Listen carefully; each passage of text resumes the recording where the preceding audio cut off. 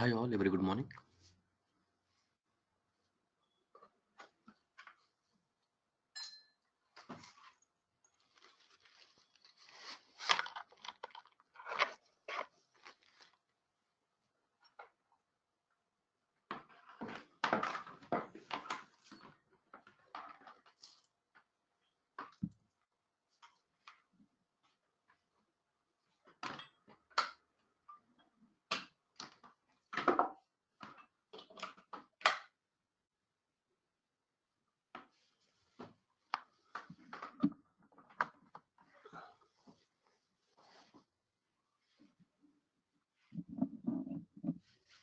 Oh, you guys have still not received the video. I'll just check with them after this call, meeting.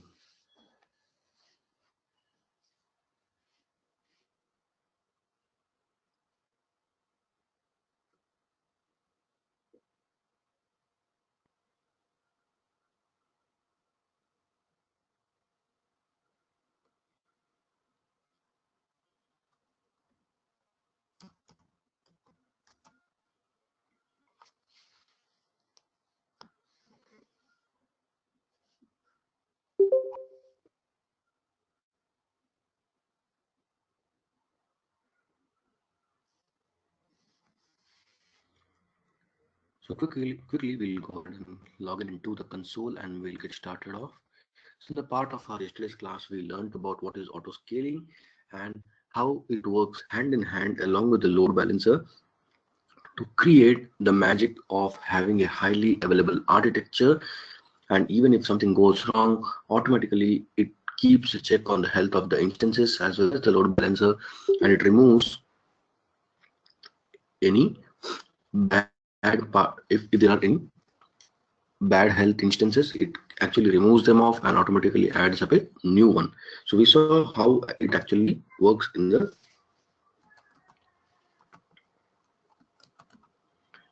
real-time part.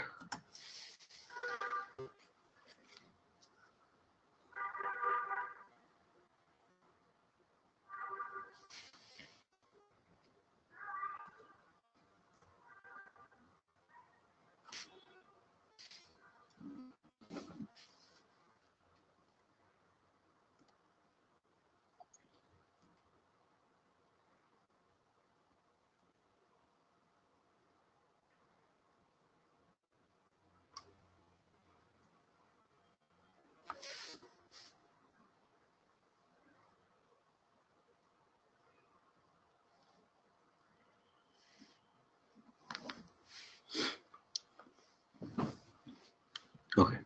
So quickly moving ahead on the EC2 section, the next part is we are going to learn about the application load balancer, how it is much more different from the ELB, but we'll come back to that in a little while when we learn about the Route 53 section.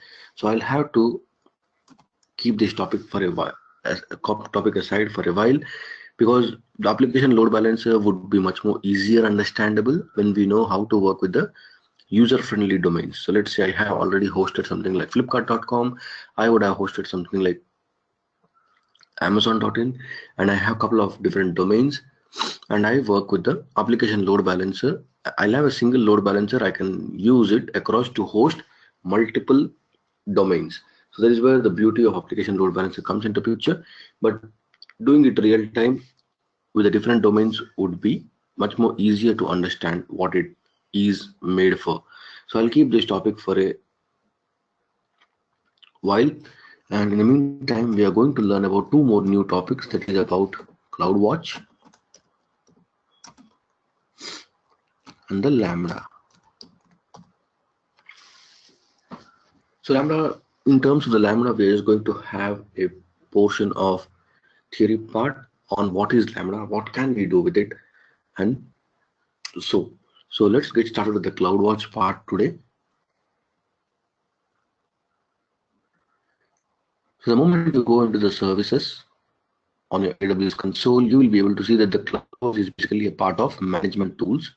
I'll quickly go ahead and open it in the new tab.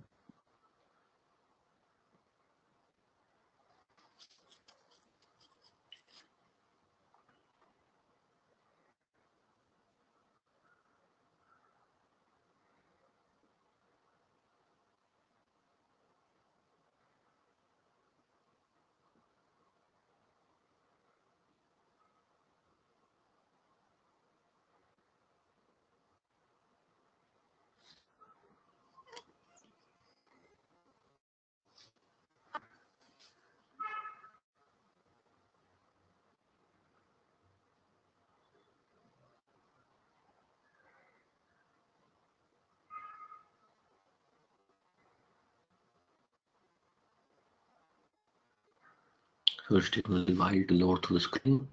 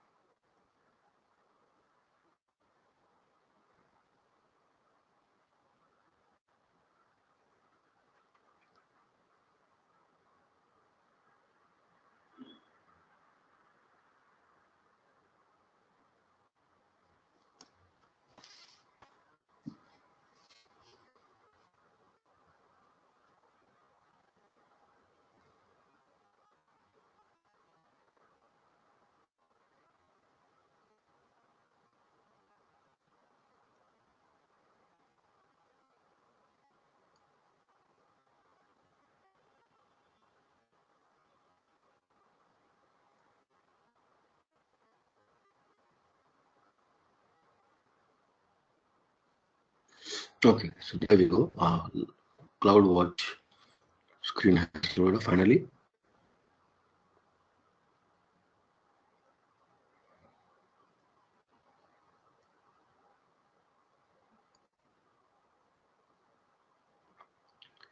If you remember from the EC2 section, whenever we launch an instance, we get a part of basic monitoring available for each and every AWS resource. Now, as a part of basic monitoring, what are the options that we are able to see for the EC2 section?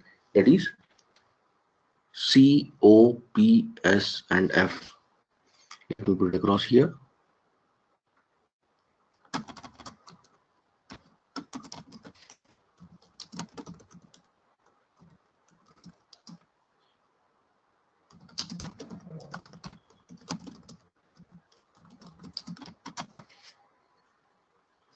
So first thing is, whenever we launch an EC2 instance, we do get option whether we would like to go for basic monitoring or for a detailed monitoring.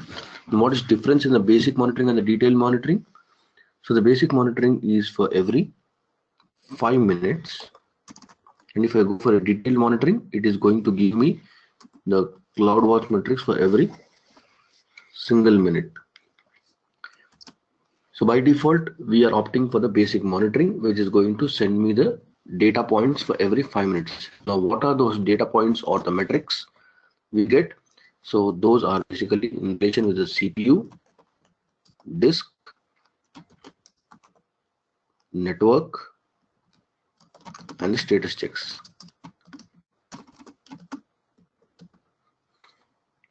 So these are the 4 different parameters that are basically available as a part of metrics for the monitoring on the EC2 section. Now, there would be one of those features which is not available, that is RAM, and this has to be manually configured using a Perl script or something else on the EC2 instance. So by default, these are the 4 metrics which are available, that is CPU, disk, network, and the status check. And the RAM is the only metrics which is not available. If apart from the RAM, if you want to go ahead and configure anything else, you may have to use your own custom metrics to create it across. And we have 2 different types of monitoring, that is basic or the detailed one. In the basic, we get these metrics available for every 5 minutes, and in the detailed, if you are going to pay extra cost, you are going to get the metrics for every single minute.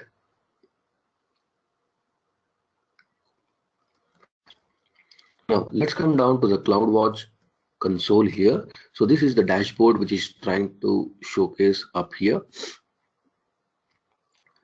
So it will show me all the monitors across.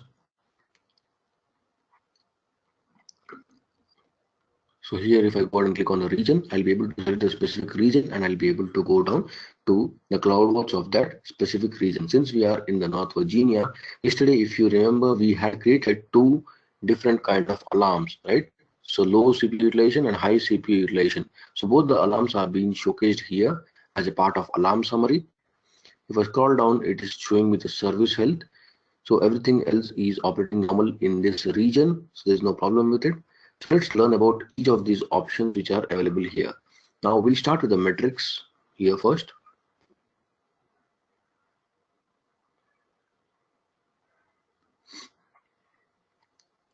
So we have got different parameters for which we can check out the metrics, like different services you could say. So in terms of S3, in terms of RDS, in terms of Firehose, in terms of ELB or something, right? So we'll be able to easily go ahead and check out these metrics across. So let me open up the EC2 first.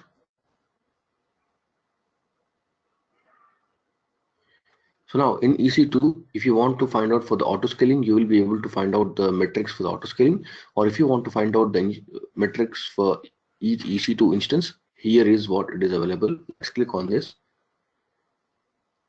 So as I said, for every instance, we will be having the metrics in terms of CPU, disk, status checks, and the network. Right? So these are the 4 different parameters on which we'll be getting across. So let's say I want to go ahead and find out something in relation to the CPU utilization. I'll click on the metric name here. I'll scroll down the page a little.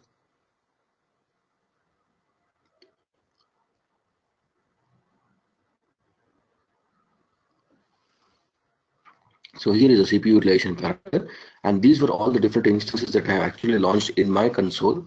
Not today, but maybe in part of last 1 week. There are so many instances that I have launched across. So maybe I'll just go ahead and select a couple of them from here.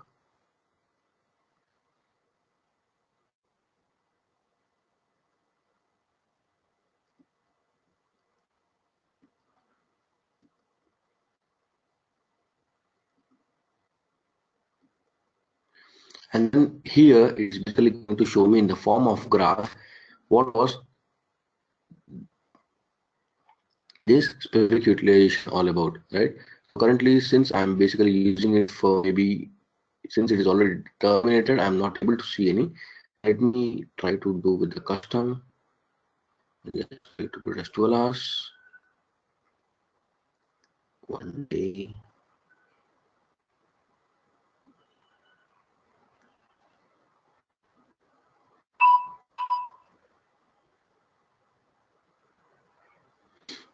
So it was 1 week before.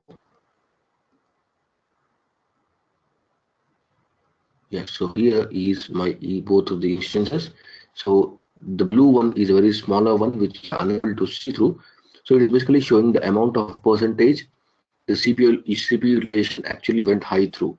So the orange instance was able to go up to maximum of 26.1%, while the blue was at point, here it is, the blue point is shown at the bottom. So it was at 0.0033%. So basically it is trying to show me the utilization of my CPU utilization of my EC2 instance.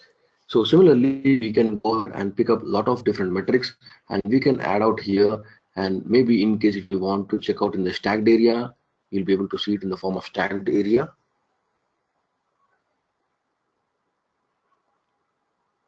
So in the stacked area, you will be able to see that the line will be taken until the bottom.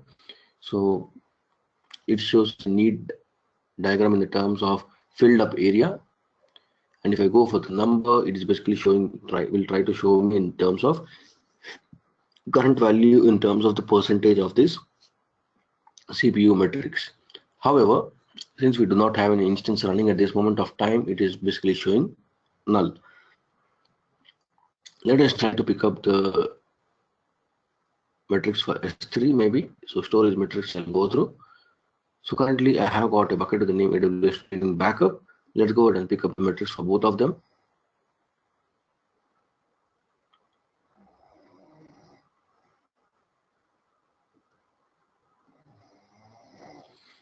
So here it is trying to show me what all I have done with this.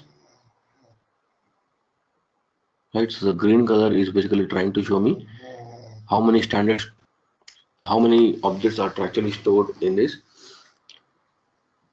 What is a bucket size in terms of bytes, right? So the name of bucket is AWS Training Backup, and in the part of standard storage, the size of the objects in the bytes is basically about,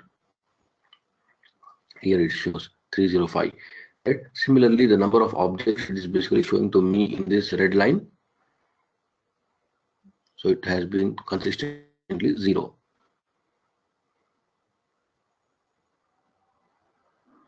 So I can actually combine across all the different metrics, or I can also have single metrics just for the EC2 or just for the, I can remove them from here. So I'll remove the EC2 sections. Yeah, so now I'll be able to see it in here. It will put across numbered format.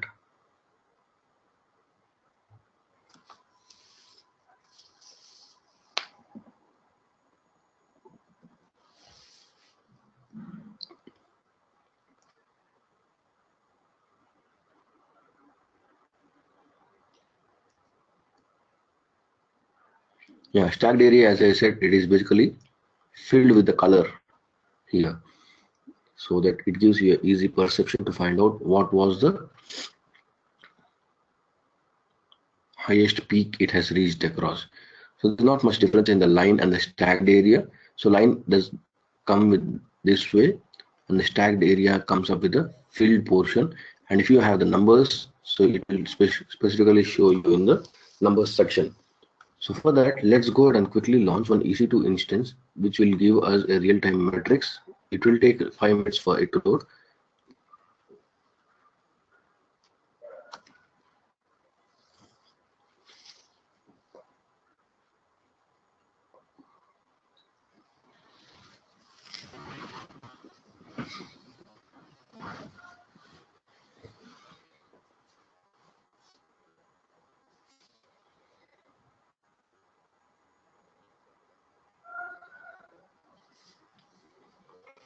So quickly click on launch instance.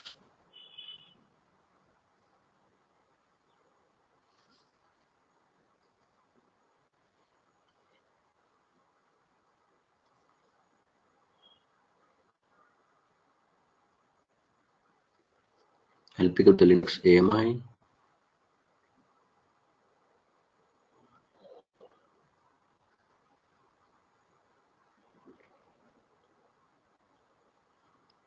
Pick up the T2 micro. I'll leave everything default on this third part of the page. I'll go and say next add storage. 8 GB of size with general purpose SSD drive for the root value. And then I'll just say name CloudWatch Lab.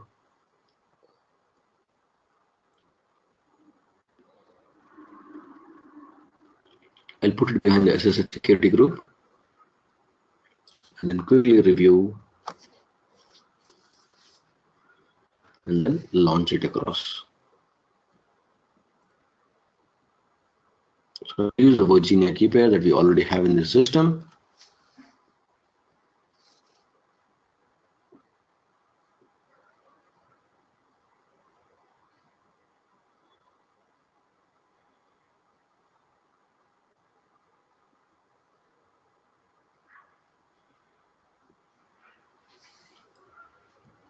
Let's check out that instance ID so that it will be easier for us to find out the metrics of that same.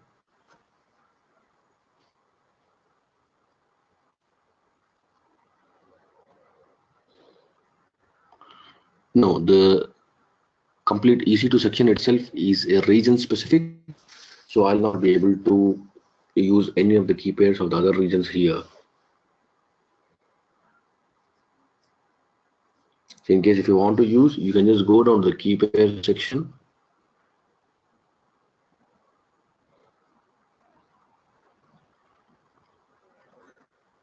You need to click on import key pair, and it will ask you for the file. So you just need to load the public key from here. So you should know basically what is public key and the private key. So there are two different contents. So you have to basically load the public key here, and the private key will be with you on your personal laptop.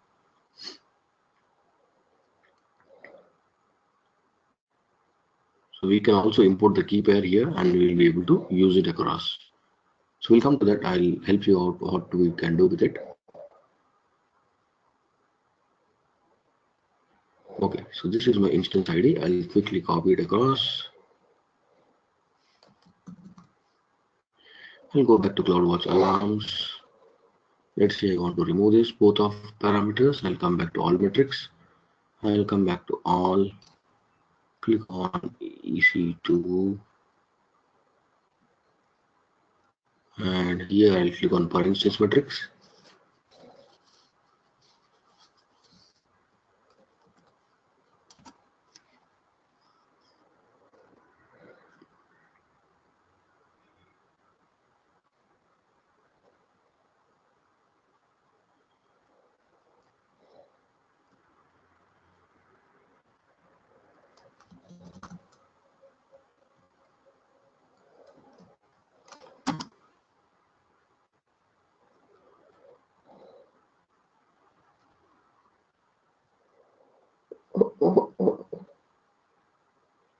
This is going to take a little while to reflect. I'll refresh the screen.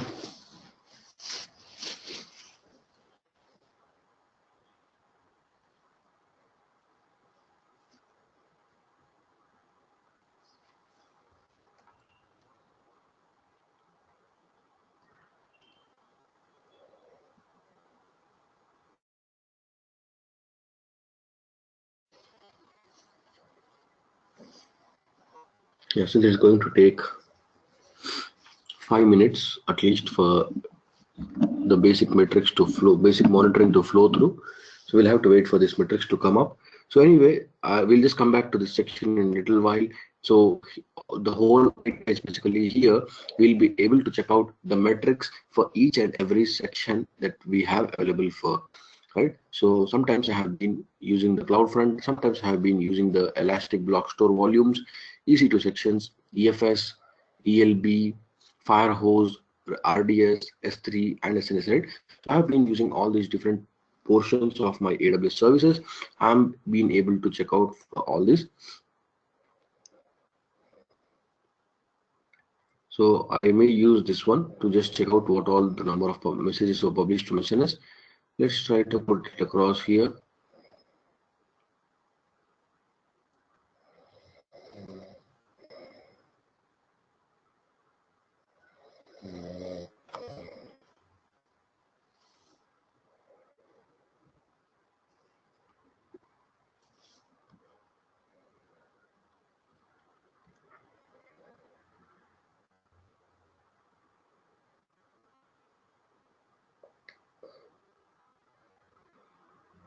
Here you can see that this specifically has some published some messages. So whenever I had actually used this email notifier or auto scaling notifier, and whenever I have done the labs on that, it has specifically sent some notifications. So it is being showing how much bytes of data was being published across on that day, right? So with the help of metrics, we will be able to check out for each and every different services which are available here. Now, once we know what are the metrics, now if I come down to the dashboards, so I can create my own dashboard here, which is going to give me a better overview or a picture of all the project. Let me go and delete this first.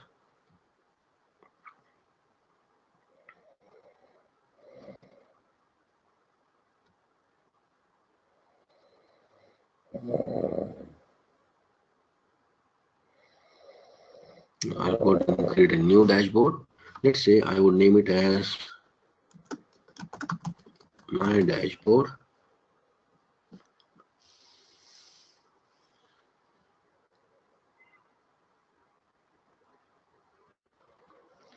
So the moment I create, it is going to ask you how would you like to view your dashboard, whether in a line format, stacked format, number format, or the text format. So for now, I'm just going to say line format, and let's click on configure.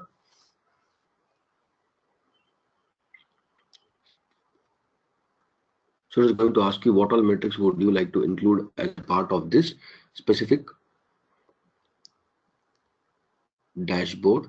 So let's say I would like to pick up the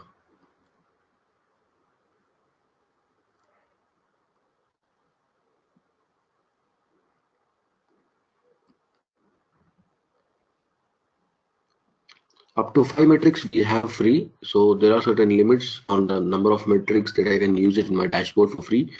Ahead of that, if I'm trying to use it, it is going to charge me out.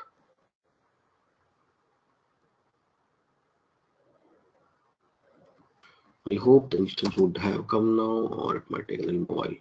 Yeah, it has come. So I'll just, let's say, pick up CPU utilization here.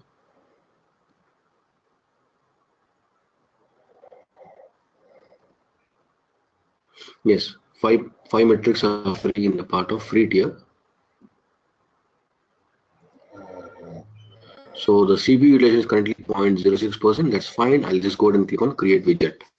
Now, whenever we create our own dashboards, here you'll be able to see the name of your dashboard. So it says my dashboard, and here I can put across 5 metrics for free in my dashboard, right? So I can put across CPU utilization. I can create one more widget here. So I can create all the widgets. Let's say I'll add on one more widget onto this in terms of numbers.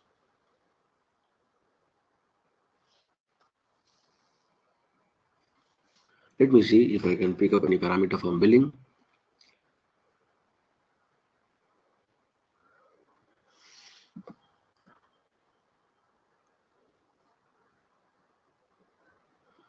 Let's try to make use of RDS.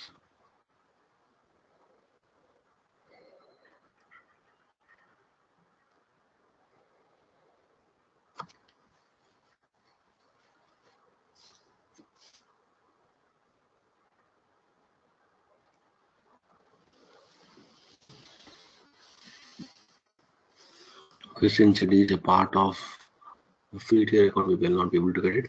I'll add some other parameter.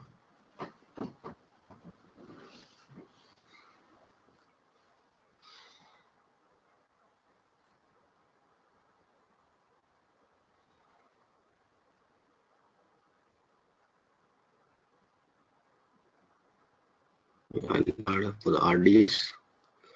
I'll add for database metrics.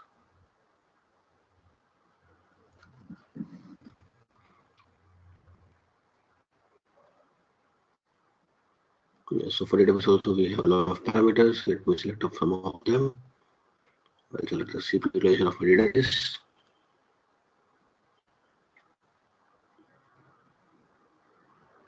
Okay, this is there, so I'll just go ahead and create a widget. So now whenever I create my dashboard, I can add these metrics and I will be able to view them in all different ways. So here I'm seeing it in numbered format. Here I'm trying to see it in the line format. Something I can have it in the stacked format, and so on, right? So we can add few more parameters here, and then we'll be able to check out. Let me go ahead and look out for the CloudWatch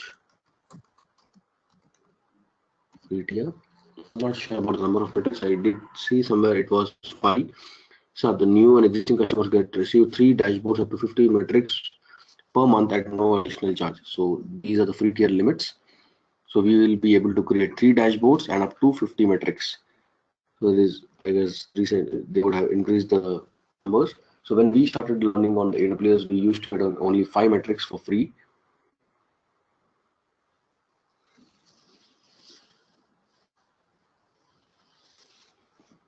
Yeah, so currently it says 3 dashboards you can create, and each dashboard can go up to 50 metrics. And as we learned, as a part of basic monitoring, I'll be able to only get at 5-minute frequency, right? So if I have a detailed monitoring, I'll be able to get the data for every single minute.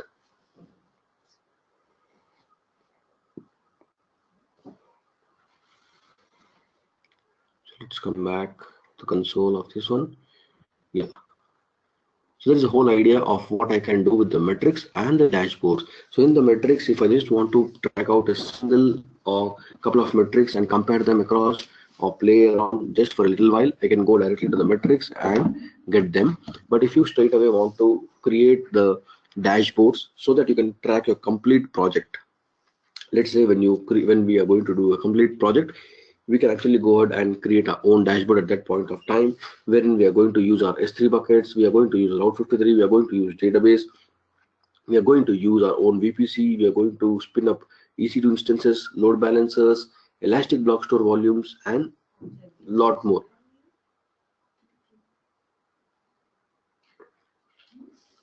Right? So in that case, we can actually create a dashboard. Okay, let me increase the CPU utilization and just go down to this instance.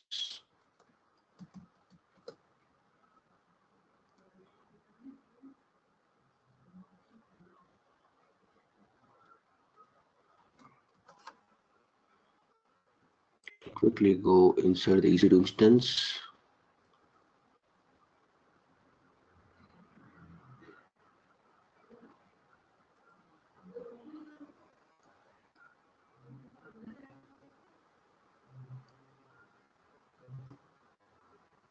Okay, again it is tagged to my IP address. I'll just go ahead and keep it as anywhere for now so that it doesn't disturb every day.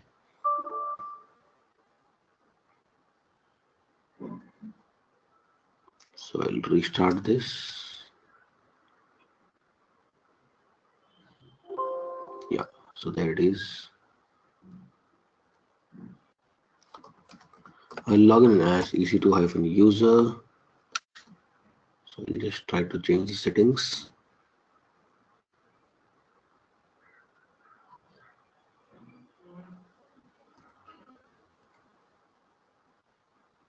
Okay, so elevate the privileges first. So I'm going to install one software with the name Stress, which can help in increasing the CPU cycles. So there we go. It has been successfully installed. So I'll just go ahead and say stress minus CPU 100 cycles. So now I have actually hogged my CPU with 100 cycles. So in the next 5 minutes, you'll be able to see that the CPU utilization is actually hit. So again, I'm going to hog it with some more 100 cycles. So it'll come in a little while to see this CPU utilization being hit off.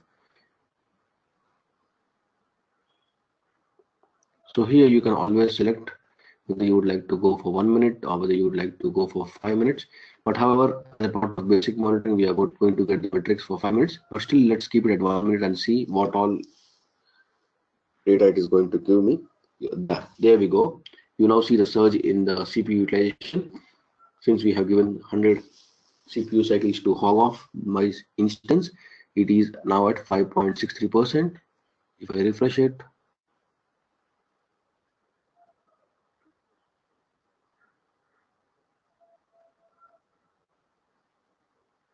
so this number will change again after a single more minute.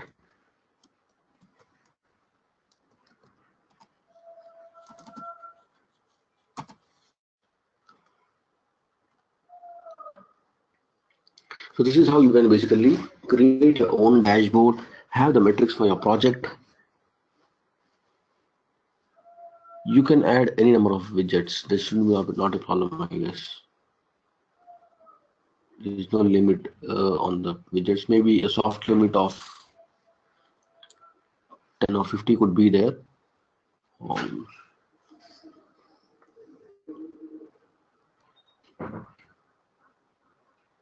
Let's check it out.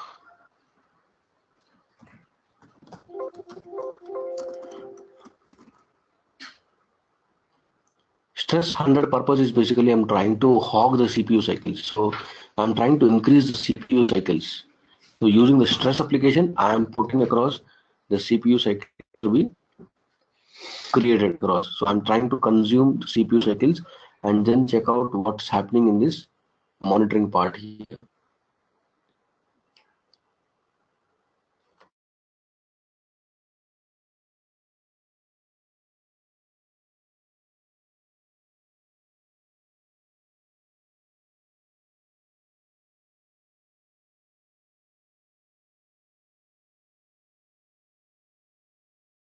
Yes, it's like increasing the load on the system.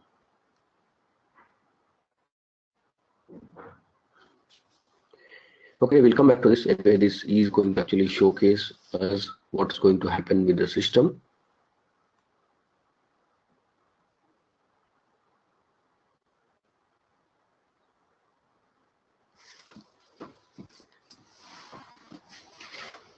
So the whole idea of the CloudWatch is basically you can track the specific metrics and you can create the dashboards for your own project, which has got a combination of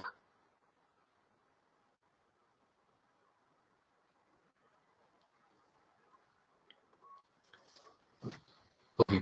So again, repeating that, what happens in the CloudWatch? So in the services section of the AWS, in the management tools, you will be able to find out CloudWatch. Now, as the name itself says management, it is actually going to help us with the analytical portion of the services. Now, we have been launching across our services like EC2, S3, RDS, and lots more. So what we have done is I can straight away go to metrics, and as all we know, as a part of normal metrics that we get for our EC2 instance, it will be in terms of CPU, disk, network, and the status check. Let's say we want to track out the CPU of a specific EC2 instance. Like this was the one. I'll just go down to the metrics first. I'll go and remove all of them from here first. I'll come down to all metrics, click on EC2, and click on the per instance metrics.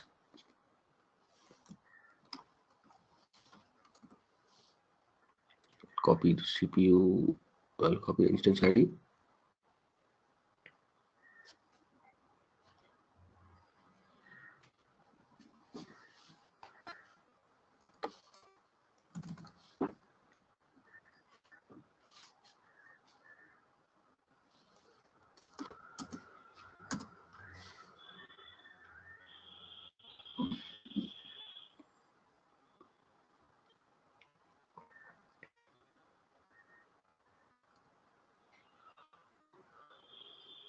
So here I'll just put it across as 3 hours or 1 hour. That will be basically better one, right? So we launched this EC2 instance in a little while back, and you see that initially it was at 0.06%, and when we hogged off the CPU cycles, the metrics are basically increasing. So similarly, I have got a lot of different metrics for each and every service that I'm launching. We are just taking care of EC2 here. Similarly, in EC2 itself, I get disk read operations, network input. So I can go ahead and actually check out those other parameters as well. Apart from that, the other services which I'm using in this region currently at North Virginia, I'll be able to go ahead and also check out something in terms of billing, CloudFront, EBS, EFS, RDS, and other portions of my AWS services. So that is the metrics. So if you just want to track out a single metric, you can actually go on to this space and go to the specific AWS service, and you will be able to check out for one of those services. Now it depends if you want to see it in a line format or in the stacked format or in the numbered format. So currently the CPU utilization is at 98.1% is what being shown up. Now, if you want to track each and every single metrics, it becomes difficult here, right? So I want to track something in RDS, something in EFS, something in EC2, something in Firehose and S3. So if you have to put across all in these portion of metrics, it will be very difficult. So for that, we can actually create the dashboards. Now, if I go to my dashboard, I can add widgets. Now, widget is nothing but a single metrics that we can add here. So I can say click on add widget. So when I click on the add widget, it's going to basically show me what is that parameter you would like to add across and in which format. So the first is showing which format. So let's say I want to check it out in line format. I'll say configure, and again it takes me to the same way, the way where we had learned about how to put across the metrics. So let's come down here in the EC2. Again, I'll go ahead and check out the instance. So this I'll put across instance metrics.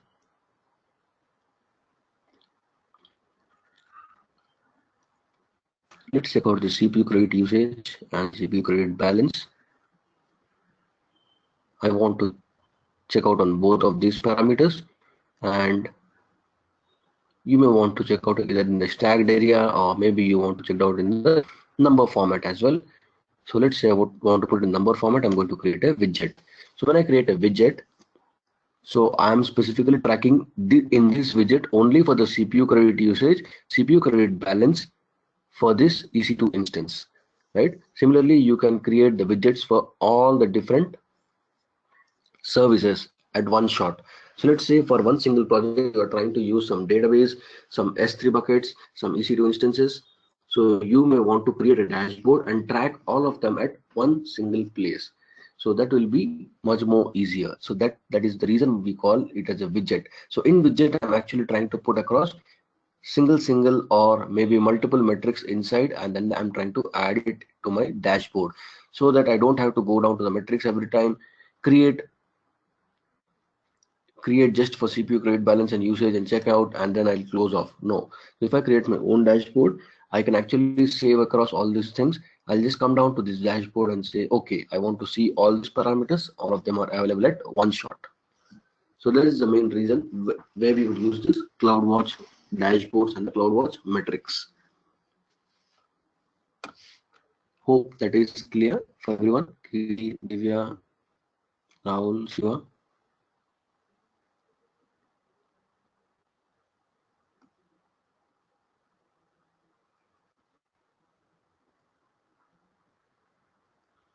Yeah, so here in this itself, basically we will be able to add across.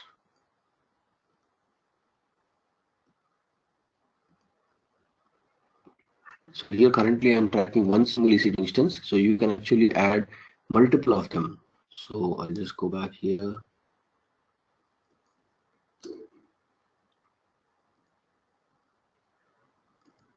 So currently I have only one instance running.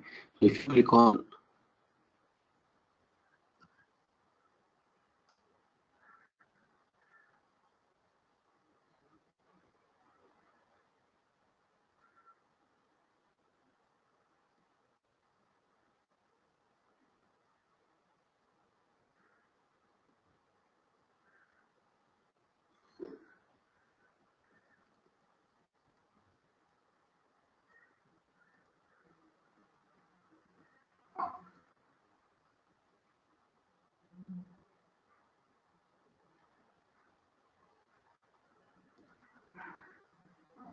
yeah, so if you see,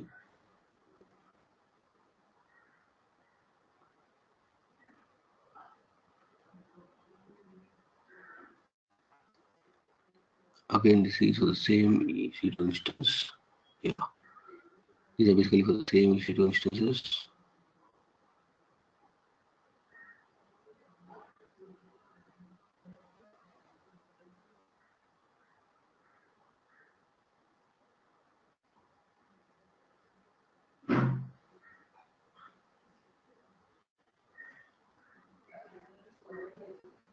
So you can create the instance widgets in this way. So you can add multiple instances, there's no doubt about it. So it's basically an overview of seeing all the parameters at one place. So I'll be able to see the CPU credit balance as well as the CPU utilization. So if currently these instances are not running, so I'm not able to see them.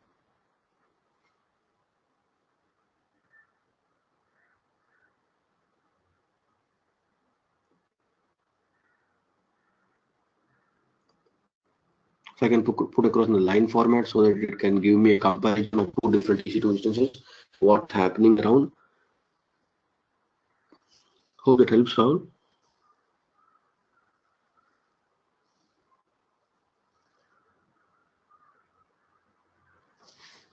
Yes, we will have the instance ID, which actually helps us. Or if not the instance ID, we can use the tags as well, which actually helps us to create the dashboards. So using the tags that are attached to every EC2 instance, you can use that. So if you remember here, when I was trying to click on, see here it's showing the CloudWatch Lab. That is the name of my EC2 instance that we have just put across in the tags, right? So with the tags as well, it gives easier way of tracking our EC2 instances and put them across into the metrics. So that was about the dashboards and metrics. Now talking about the alarms. Yes, it actually plays a major role in the real-time environment. So there are usually two types of metrics that we track. One is infrastructure metrics and the second is application metrics. Now let's say inside this Linux machine, I have hosted my Java application, right? So where do I send those logs of Java application, right? So that is nothing but application based logs. And if I want to get the infrastructure based logs, that is for this EC2 instance in terms of what is the CPU utilization, what is the RAM utilization, what is the storage utilization, and other things, right? So there are two different types of the metrics we talk about: infrastructure level as well as the application level. For the application level, we have to create our own log based system so that we can check it across, and those logs we can actually send it to S3 bucket, and from S3 bucket we can actually send it to the Splunk to further monitoring. Now with the infrastructure level, we can use the CloudWatch monitoring itself, where we are going to get across these parameters. No, we don't have the lab for the application monitoring. No, we are not learning the Splunk portion here yet.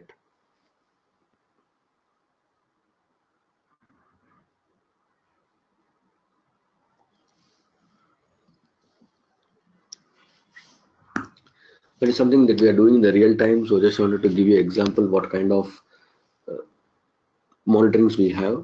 One is application based monitoring and the second is infrastructure level monitoring. Yeah, so as I just said, so usually it will be something like I have this EC2 instance, which is Linux based machine, inside which I'll have a Java application. Now, whenever I build my Java application, I'll have my log file for that application, right? So those log files, basically I'll send it to the S3 bucket, and from S3 bucket, I'm going to send it to the Splunk for monitoring it at a higher level. So that is how I can route my application level monitoring. And when it comes to the infrastructure level monitoring, Amazon is going to provide me with few monitoring metrics which are available here. That is in terms of C, D, that is C stands for CPU, D stands for disk, N stands for network, and S stands for status check. So I'm going to use CloudWatch metrics here in terms to use this part of monitoring.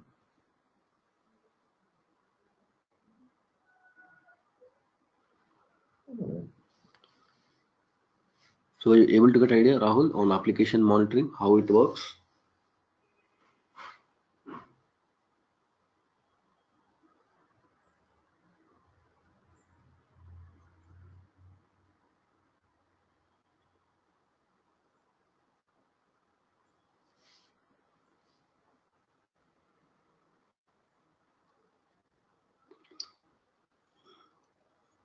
Okay, let me show you here.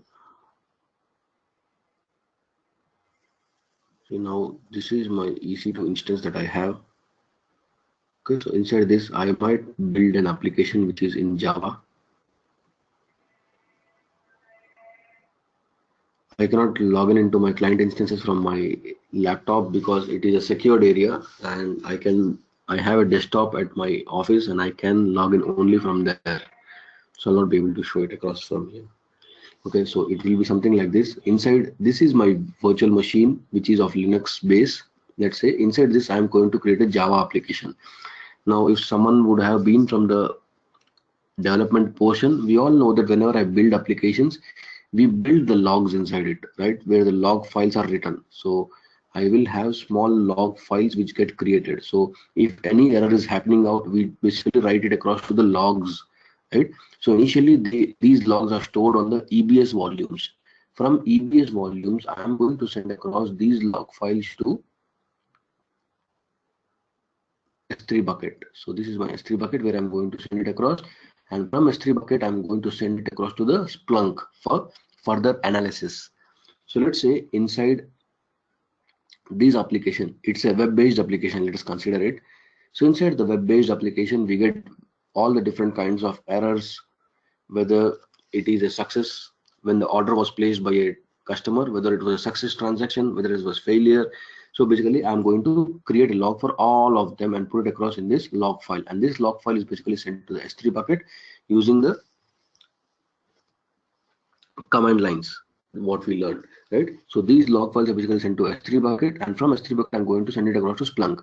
Now in the Splunk, what happens is I can see it in one overview, how many failures happened in last 1 hour, how many success happened in last 1 hour. So it is directly giving me analytics of what is happening with my application. So if there is any error that user is facing, I can straight away send that failure message or error message to the development team asking them to fix it across. So Splunk actually gives me a complete overview, how many errors, how many success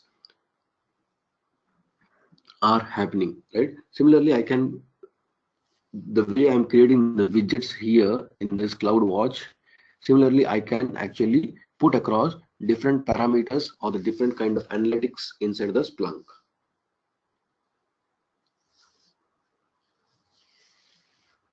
Splunk is a monitoring tool, basically. So I'll just give you an overview.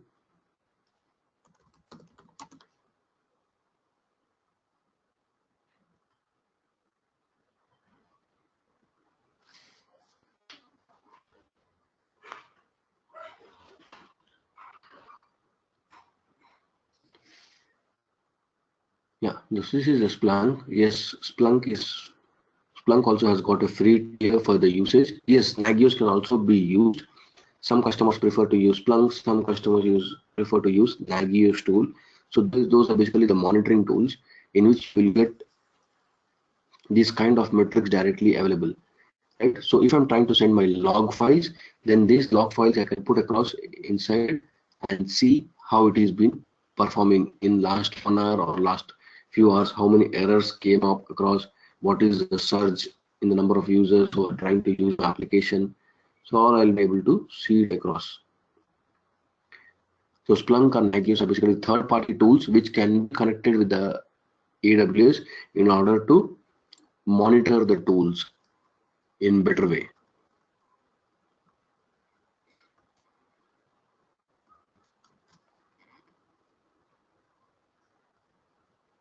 Hope that helps. Divya, Rahul.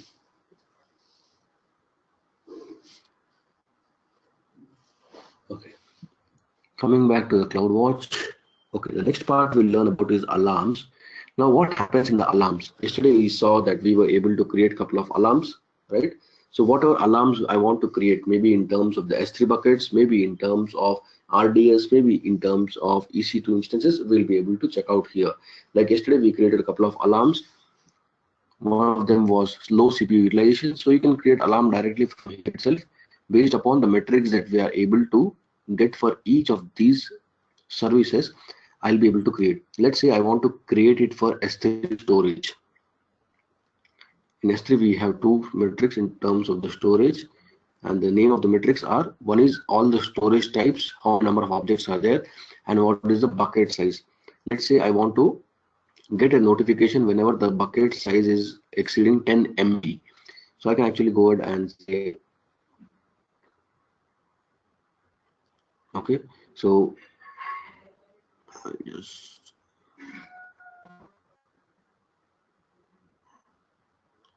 click on the next here. So here it is going to ask me how to create an alarm and what is the description of this alarm. So I'll just say bucket size alarm and allows me to send a notification upon hitting a threshold of specific bucket size. So let's say I'm going to give it here as whenever the bucket size is going to be greater than 10,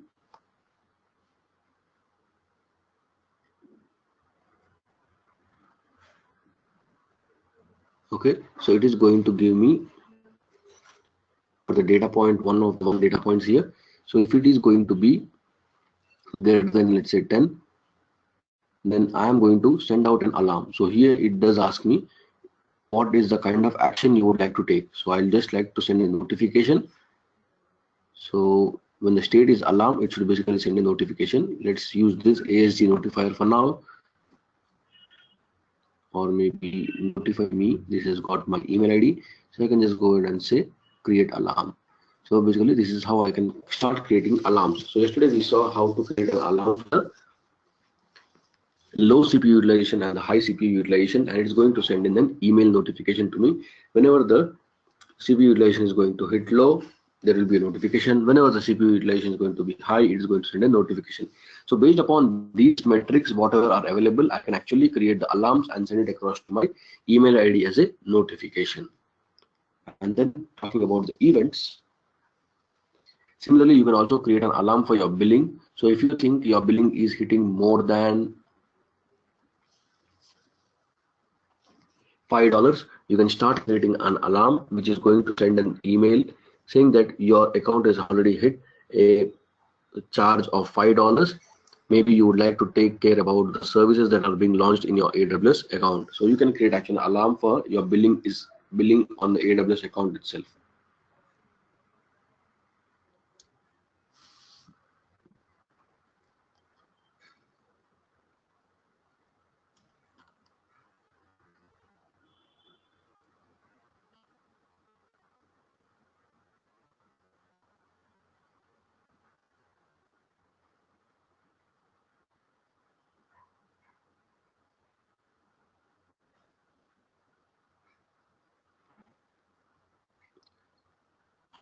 Which of the additional settings, Rahul?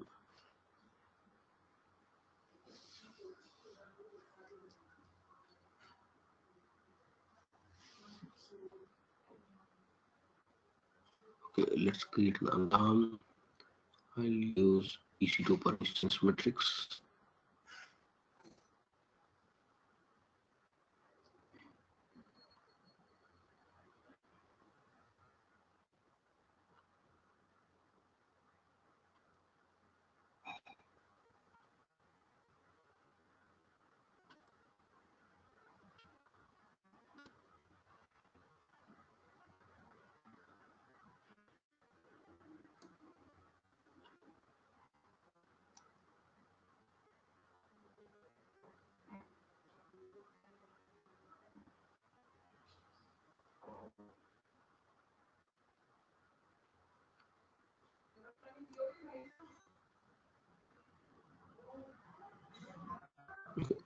Let's select any one of these parameters here in terms of CPU utilization of one of the instance. I'll click on next. Okay, in the additional settings, I can just go ahead and say whether this alarm is good or whether this alarm is bad, or whether I can ignore this or I can treat it as a missing parameter.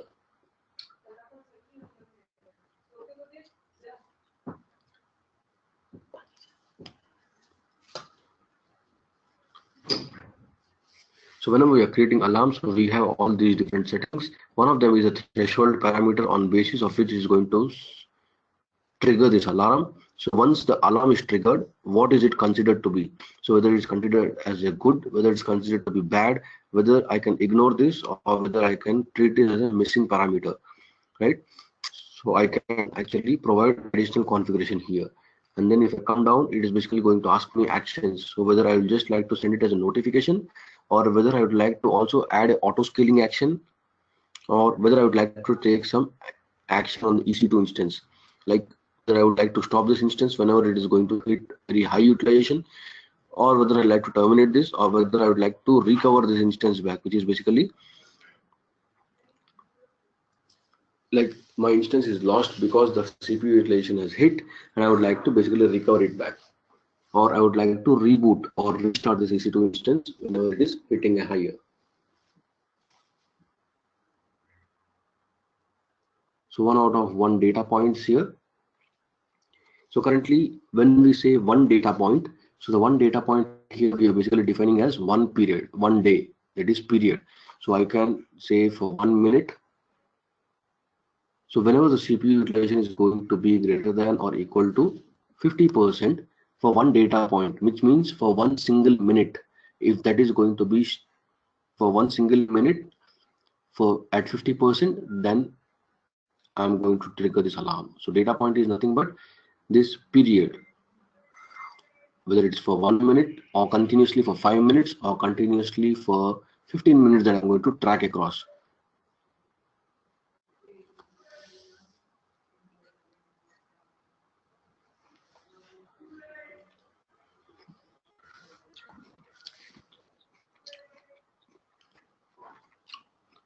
Okay, the next is events.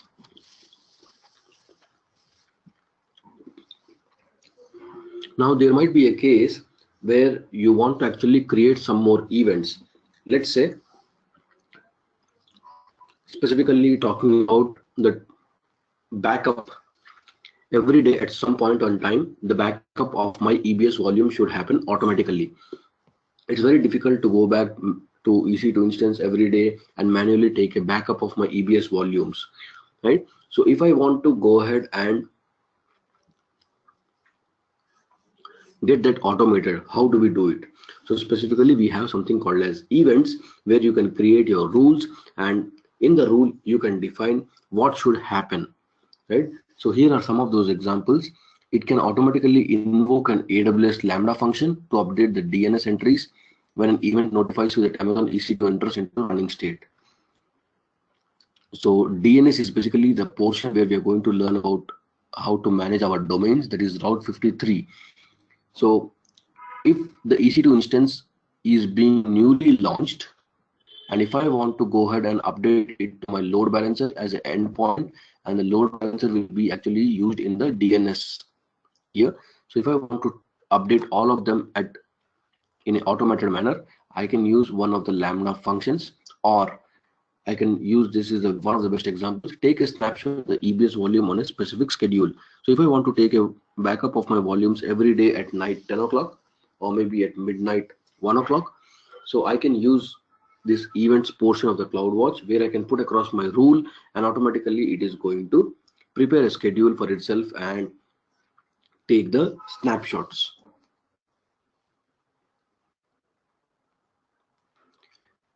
See, the purpose of events basically here is to automate some more things. Now, if I have to take a backup of my EBS volumes, like my EC2 instance has got attached with 3 EBS volumes where I store my data. Now I need to take a backup of those 3 volumes every day. So it becomes a tedious task if I have to go every day into the console and take a backup every day at 10 o'clock before leaving from office. So how can I automate this specific portion where the backup happens automatically? So I can actually come to this events, click on the create rule, and then it is automatically going to get it across. So it is going to ask me what is the pattern of the event or whether it's on a schedule. So it's just like a cron tab job that we have in the Linux, or we can call it as a scheduler, which is going to schedule the job. So let's say I want to take the backup at every 1 day, and it is going to ask me what kind of target you would like to use, whether it's a Lambda function. There are a lot of options that we get across. So it does ask me whether it's a Lambda function, whether it's a code build project, or anything else, right? So let's say I want to go for, yeah, create snapshot. So I just need to enter the ID of the volume, and automatically it is going to create the backup of this volume every day at so and so point in time. So I can also mention the time here. So if I'm going to use this cron sub expression, I can make it in a much more easier format, or you can directly use this fixed rate. So I just want to have at every day a snapshot to be created for this specific volume. That's it. So it is going to go ahead and create it. So I can automate some of the things which are done manually by the administrators.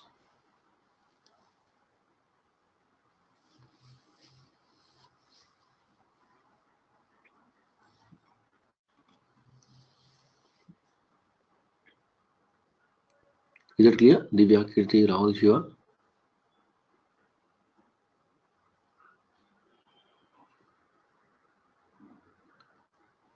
Yeah, like I just said, right? Like I can create my backup of the volumes. So I might have a lot of EC2 instances. I might want to back up the data of these instances, right?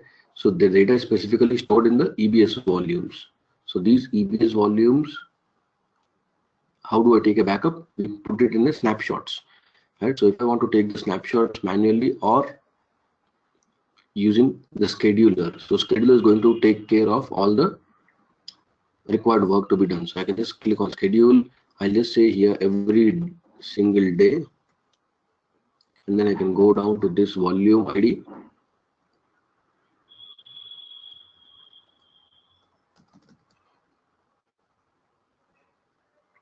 I can say add target, and I can use this.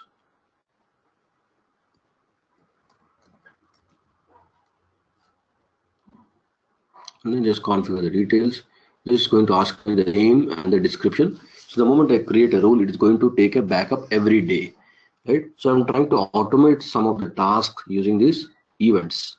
So I'm just putting across my events to automate some of the tasks. So it's not just one, but I can do many more things with the events. I can use it for the core pipeline. I can use it for building the projects. I can use it for the ECS.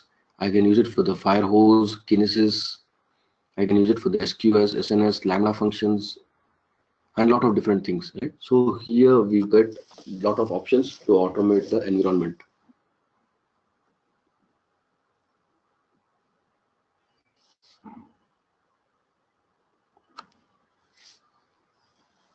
Does it help now?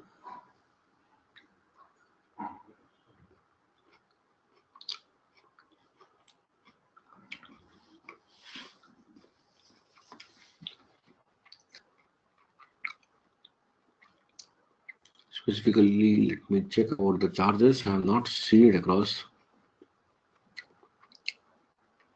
Yeah, so here it is, $1 for 1 million requests which are generated. So if I'm going to create 1 million custom events, and whenever they are triggered, so if I create one alarm and if it has been running for 1 million times, then I'll be charged across $1 for that. Remember, running the event rules are fine, but whatever resources those event rules are going to create, let's say if it is going to create a snapshot, then I'm going to be charged for those snapshots separately. It is not going to be charged in CloudWatch events. Events are just basically the schedulers. So for schedulers, I'm being charged $1 for 1 million requests.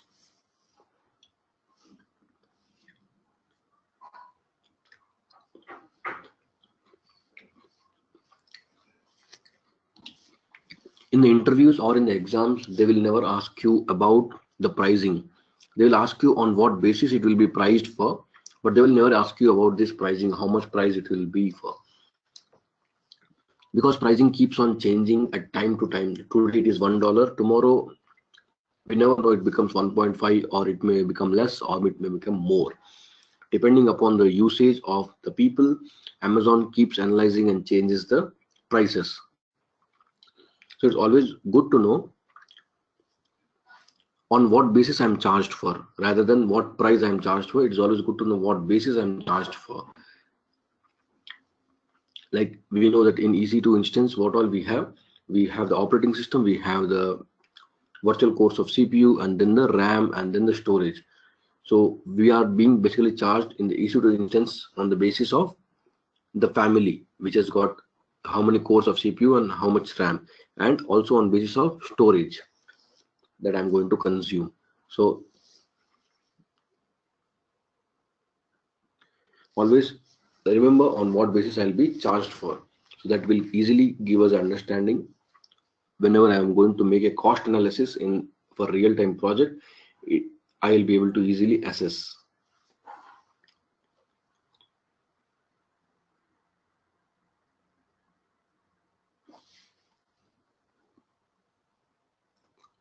Okay, and the last one here we have basically the logs. Now, apart from sending the logs, let me load it. Logs. Okay, so basically we get a portion in the portion of logs in the CloudWatch events, where actually I can create in my own log groups. So currently I have one log group for one of my VPC that I had created some time back. So I can go down into this VPC and it's going to show me the logs. So what happened, or which request came in, which request came out, from which IP address this was logged in, or which IP address this was logged out. So it gives me completely the address, whether it was a rejected request or whether it was an accept request. And here it shows me from which IP address the request came.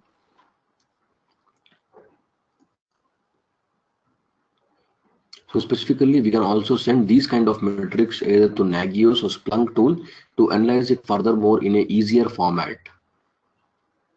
So here I am basically trying to get the logs.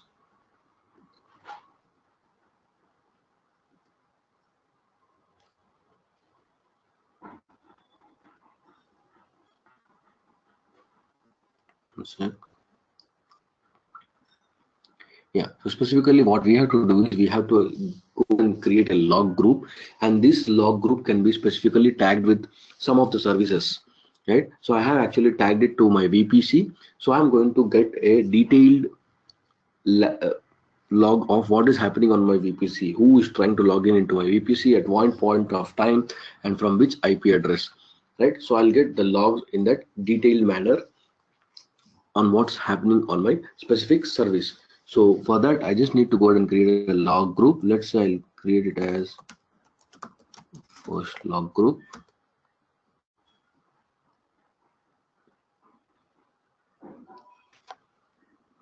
So it's going to show me the first log group here.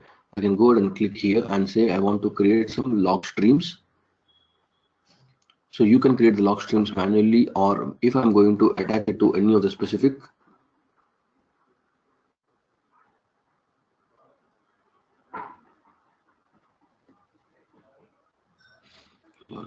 I have just come out, I guess.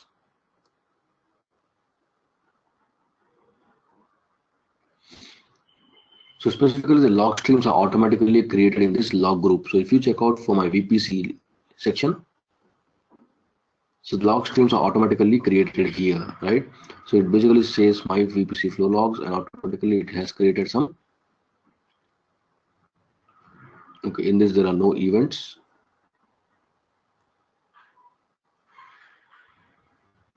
Here I have my log stream.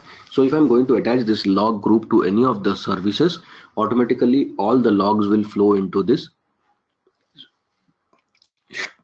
log group, and it's going to create a stream.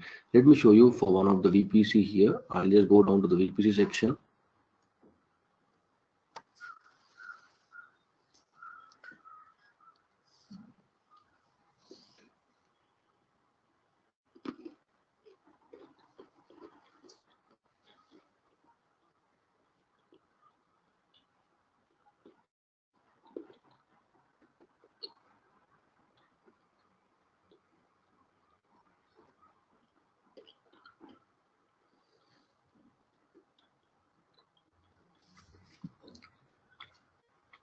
So this is on default VPC that we already have.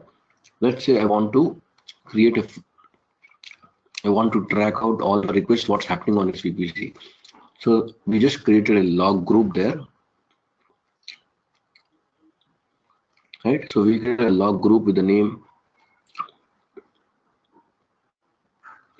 first log group. So all I have to do is click on this VPC, click on actions here and say create flow logs.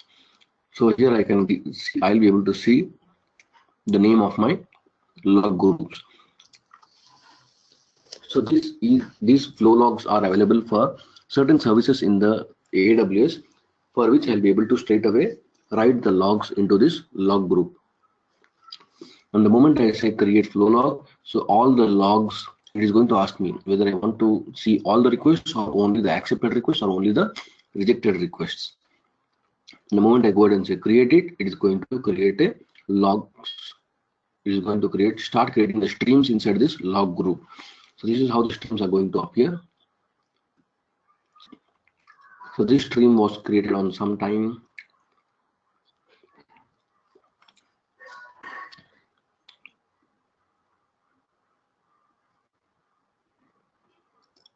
Yeah, so it's actually showing that it was created on 1st March 2017, somewhere backdated. So it's basically trying to show me whether it was a reject request or whether it was a accept request and from which IP address request came. So if I put across this matrix into the Splunk or somewhere else, yes, we can also get the system logs into the log groups, but for that we have to write the custom code. So we have to write our own code to do that. So there is something called as SSM, which is inside each of these EC2 instance. That is called as Service State Manager, which is available inside each of these EC2 instances. So using that, we have to go ahead and create our own logs that we want to send it across to this CloudWatch log groups.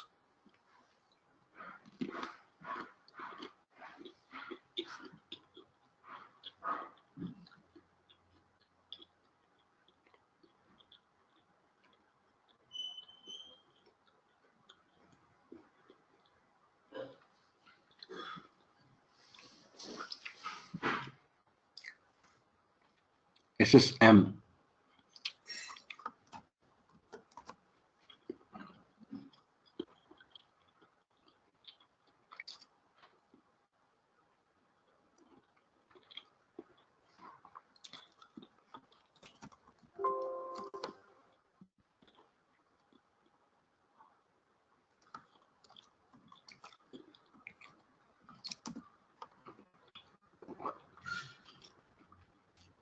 Here it is.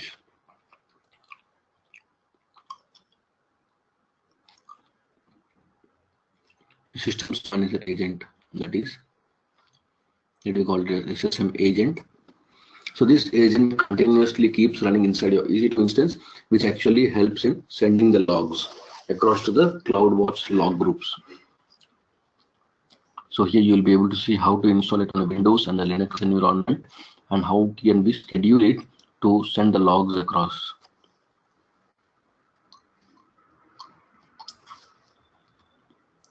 See, it is going to show you how to see the agent logs, and these agent logs can directly be sent across to the CloudWatch logs.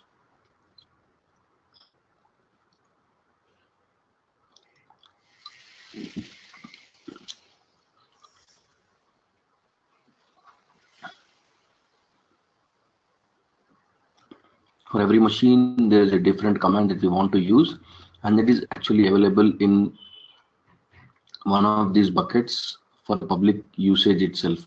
So Amazon has kept it in one of the buckets where you can directly straight away go ahead and download it and start using it.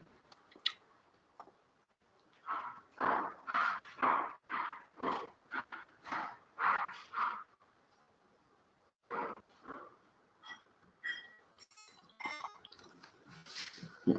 So any questions on this part of CloudWatch anymore from you? Your guys?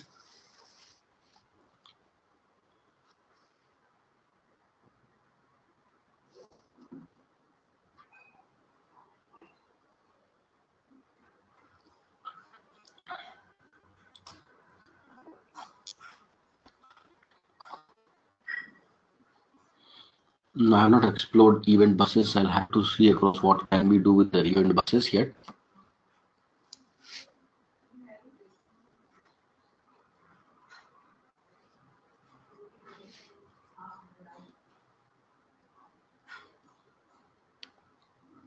Specifically, as we read here, the default event bus accepts events from AWS services as well as from the other authorized accounts. So if I want to also get the logs from my other AWS accounts of the services, then I'll be able to use something like event buses, where I can actually go ahead and configure the permissions to add across the other AWS accounts in and their services. So if I have EC2 instances in other AWS account, and if I want to get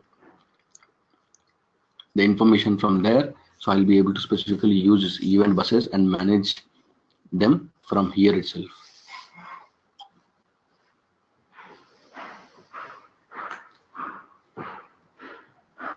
Yeah. Any more queries before we close for the day on this part of CloudWatch?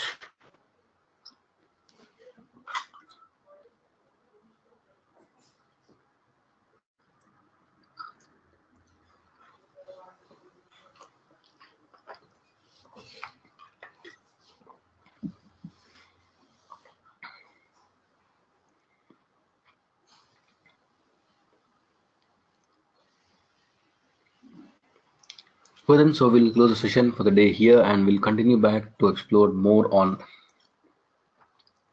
EC2 section in tomorrow's class, and then we'll move ahead for the Route 53, which is the next session that we are going to have.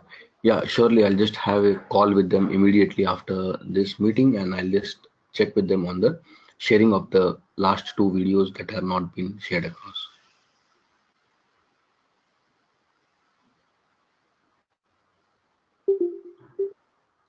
Thanks all. Have a great day, and we'll meet back tomorrow.